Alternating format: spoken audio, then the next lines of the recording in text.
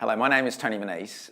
I'm a director of Brentnalls WA, and today I just wanted to share some ideas that we've learned over a number of years working with clients on how they can manage their cash flow over the December, January holiday season.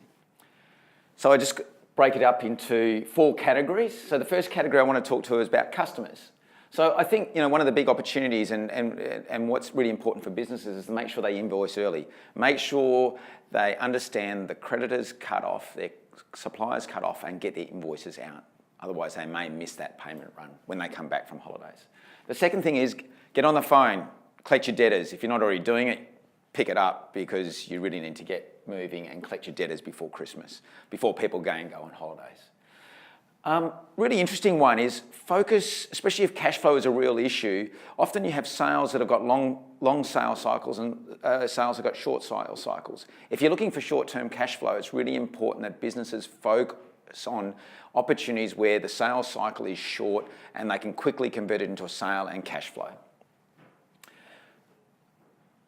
Fourth idea under customers is run down inventory. If you can sell, where possible, sell inventory from existing stock rather than buying in new stock, and run that down to increase sales over this Christmas period. And lastly is if you've got old stock that's sitting there, discount it, move it, take advantage of the opportunity to bring in that additional cash that you're going to need over that December, January period. Next point is staffing.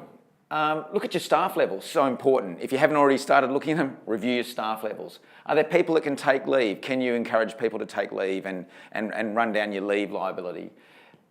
Do you have casuals? Do you need them? Can you let them go?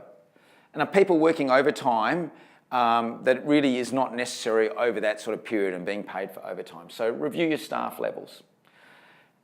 Third area is look at your expenses. Defer discretionary expenditure. Often businesses just commit to expenditure without really looking at the nature of the expenditure.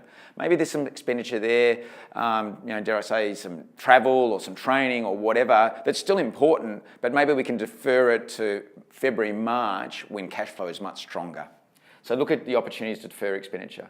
Often businesses have equipment on hire. Again, if you don't need that equipment over that Christmas period, it can be a couple of weeks and it all adds up. Either negotiate rates with the hire company or return that equipment.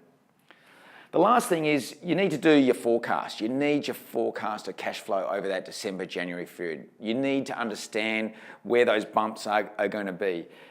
If you're going to have those bumps, then it's really important that you speak to your bank or speak to your creditors and explain your circumstances and buy yourself some additional time to get over that December, January, February period. I think if businesses think about those ideas, then they can go a long way to implementing their cash flow. And wish everyone a Merry Christmas from Brentnalls. Thank you.